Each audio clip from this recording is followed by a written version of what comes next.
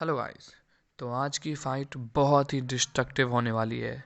आज हम देखेंगे डीसी और मार्वल के दो सबसे ताकतवर हैवी हिटर्स के बारे में कि इन दोनों में कौन जीतेगा। तो पहला है मार्वल की ओर से थैनोस, जिसने पूरे एवेंजर्स की ऐसी तैसी कर दी थी।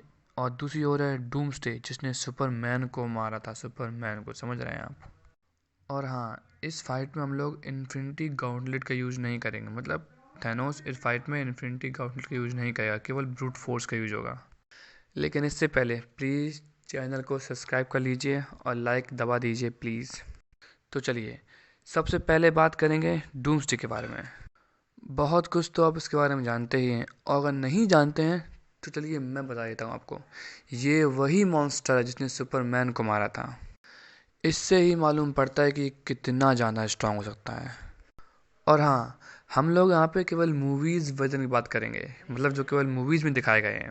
ओके, तो चलिए पहले बात करते हैं इसकी स्ट्रेंथ फीट्स, जो इसके स्ट्रेंथ फीट्स दिखाए इसने उसके बारे में। तो डूम्सडे सुपरमैन को इस तरह पकड़ पकड़ के फेंक रहा था, इस तरह भाई एकदम ऐसी तैसी कर दी सुपरमैन की, इस तरह फेंका जैसे कोई डॉल हो सुपरमैन कोई। इसको रोकने के लिए सुपरमैन, वंडर वुमन और बैटमैन साथ में लड़ते, तब भी इसको बड़ी मुश्किल में रोक पाए थे। अगर अगर क्रिप्टोनाइट नहीं होता तो मेरे ख्याल से तो वो इन तीनों को मार ही देता। लेकिन फिर भी इस बंदे ने सुपरमैन को एंड में मार ही दिया, इतना स्ट्रांग है।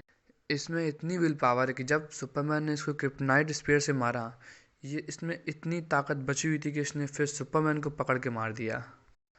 और तो और, जब ये फाइट हो रही थी सुपरमैन, वंडर वुमन और डूम्सडे की, तो तब डूम्सडे केवल एक बच्चा था। समझ रहे हैं आप, केवल पैदा हुआ तब वो। आप सोचिए, अगर आप डूम्सडे पुराना हो तो कितना स्ट्रांग होता डूम्सडे, कि जब वो एक बच्चा है तब इतना स्ट्रांग है। हाँ, और डूम्सडे के एक पंच को रोकने के लिए सुपरमैन के दोनों हाथों की जरूरत पड़ी थी। समझ रहे हैं आप कितना स्ट्रांग है डूम्सडे। जैसा हाल इसने सुपरमैन ने किया, वैसा ही सेम इसने वंडर वुमन को उतना ही मारा, यहाँ गिराया वहाँ पटका, एकदम ऐसी तैसी वंडर वुमन ही कर दी इसने। और अगर देखा जाए तो इस फाइट में केवल वंडर वुमन और सुपरमैन ही लड़े हैं। बैटमैन तो अपना अलग खड़ा होकर बच रहा था, बस यहाँ भाग रहा है, अलग खड़ा छुप रहा है बस। चलिए अब बात करते हैं डूम्सडे की ड्यूरेबिलिटी की। तो क्रिप्टोनियन फिजियोलॉजी होने की वजह से आप लिटरली किसी भी वेपन से, मतलब आप शेयर प्योर स्ट्रेंथ से इसको आप हर्ट कर ही नहीं सकते। अगर आपको इसको हर्ट करना है तो आपको या तो क्रिप्टोनाइट चाहिए, और नहीं तो आपको चाहिए है या फिर मैजिक चाहिए है। ये इतना स्ट्रांग है कि एक एटॉमिक बॉम्ब, लिटरली एक एटॉमिक बॉम्ब जिसने सुपरमैन को घायल कर दिया पूरी तरीके से, उसको हर्ट भी नहीं कर पाया। और इवन इसने एटॉमिक बॉम्ब की पावर को एब्जॉर्ब किया और स्ट्रांग हो गया। इसने पता नहीं कितने पंचेस खाए सुपरमैन से, वंडर वुमन से, कितनी बार यहाँ फेंका वहाँ, इसको लिटरल एक क्रॉस तक नहीं है इन सबसे। एक बार तो वंडर वुमन ने अपनी मैजिकल स्वॉर्ड से उसका हाथ काट दिया, लेकिन उससे फ़र्क क्या पड़ने वाला है भाई। डूम्सडे ने उसकी जगह पे स्पाइक्स उगा लिए, बड़े बड़े कांटे उगा लिए। तो वो इसलिए काट पाई थी क्योंकि स्वॉर्ड मैजिकल थी। तो मैंने बोला ना, एक क्रिप्टोनियन फिजियोलॉजी की वजह से उसको केवल क्रिप्टोनाइट या फिर मैजिकल वेपन से ही घायल किया सकता है। अब करते हैं मैड टाइटन यानी थैनोस की बात। तो थैनोस भी बहुत ज़्यादा स्ट्रांग है। इसने भी एवेंजर्स, लिटरली इसने हाफ यूनिवर्स ही गायब कर दिया। समझ रहे हैं क्या पागलपन है कि हाफ यूनिवर्स ही गायब कर देना। इसने वन ऑन वन हल्क को इतनी बुरी तरह मारा था, इतनी बुरी तरह मारा था कि हल्क डर गया था। इतने बाहर ही नहीं आ रहा था हल्क बनने के लिए। समझ रहे हैं आप, हल्क डर गया है। हाँ, कुछ फाइट्स में थेनोस ने इन्फिनिटी गauंटलेट का यूज किया है, इसलिए हम उन फाइट्स को अलग कर देंगे। उन फाइट्स को इस फाइट में हम लोग नहीं रखेंगे। और थेनोस ने अपने बेयर हैंड से विजन की माथे से माइंड स्टोन, मतलब उसकी वाइब्रेनियम बॉडी को तोड़ के माइंड स्टोन बाहर निकाल लिया था। और थैनोस ने केवल अपने हाथों से ही टेसरा क्यूब को तोड़ दिया। समझ रहे हैं आप, तोड़ दिया उसको। थैनोस ने मार्वल की ट्रिनिटी यानी कि थॉर, आयरन मैन और वर्दी कैप तीनों से एक साथ फाइट की, और तीनों को इतना मारा कि एक समय तो डर लगने लगा था कि कहीं ये स्टॉर्म ब्रेकर से थॉर को ही ना मार दे, उसी के वेपन से उसी को ना मार दे कहीं। तो थैनोस ने बिना इन्फिनिटी गॉन्टलेट के उसने हल्क, थॉर, वर्दी कैप, कैप्टन मार्वल इन सब को हराया है। और तो और थैनोस ही एक अकेला ऐसा बंदा है जिसने कैप्टन मार्वल कैप्टन अमेरिका की सील तोड़ी, समझ रहे हैं। मार्वल में मतलब एमसीयू में केवल पहला बंदा ये है जिसने सील को तोड़ा था पहली बार।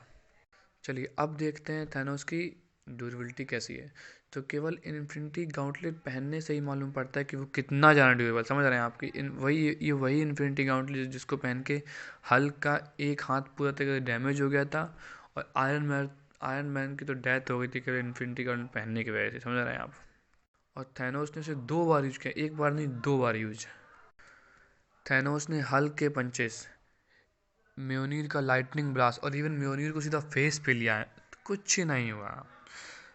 आयरन मैन ने अपनी पूरी ताकत लगा दी, आयरन मैन ने अपनी पूरी ताकत से केवल एक ड्रॉप खून का निकाल पाया, पूरी अब जितनी भी साइंस टेक्नोलॉजी जितनी भी उसकी थी सब लगाई, तब केवल एक खून निकाल पाया, ड्रॉप का एक बूंद निकाल पाया था बस।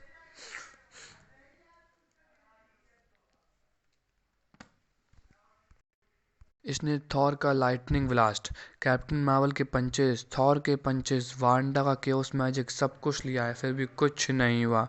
और तो और थैनोस ने मतलब थॉर का स्टॉर्म ब्रेकर सीधा अपनी छाती पे खाया, मतलब थॉर ने उसको स्टॉर्म छाती पे मारा था, फिर भी वो नहीं मरा था, मैंने फिर उसको भी सर्वाइव कर गया। तो इसकी भी ड्यूरेबिलिटी बहुत ज़्यादा है। चलिए अब आगे रिजल्ट की बारी, मतलब हम लोग बात करेंगे इन दोनों में, कंपेयर करेंगे कौन स्ट्रॉन्ग कौन क्या। आपने फिर सबके देख ही लिए हैं। स्ट्रेंथ के मामले में दोनों मुझको लगभग लगभग बराबर लगते हैं, क्योंकि एक ने सुपरमैन और वंडर वुमन को बहुत बुरी तरीके से मारा है, और एक ने आयरन मैन, थॉर और हल्क को बहुत बुरी तरह मारा है। लेकिन अगर देखा जाए तो सुपरमैन मेरे ख्याल से, जितने भी हीरो की बात हुई यहाँ पे, सबसे ज़्यादा स्ट्रेंथ वाइज सबसे ज़्यादा स्ट्रॉन्ग है। तो मैं अगर बोलूँ तो मेरे ख्याल से डूम्सडे स्ट्रेंथ के मामले में ज़्यादा है, मतलब है ज़्यादा ज़्यादा तो है, इतना मुझे मालूम है।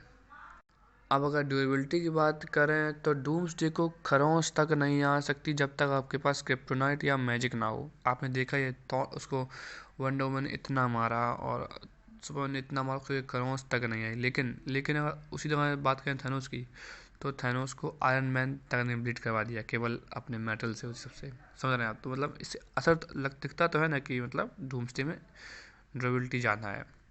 और तो और उसने पूरा का पूरा एक एटॉमिक बॉम्ब अपने ऊपर लिया है, समझ रहे हैं, एटॉमिक बॉम्ब, जिससे मालूम पड़ता है कि डूम से जहाँ ड्यूरेबल है थॉर से, थैनोस से।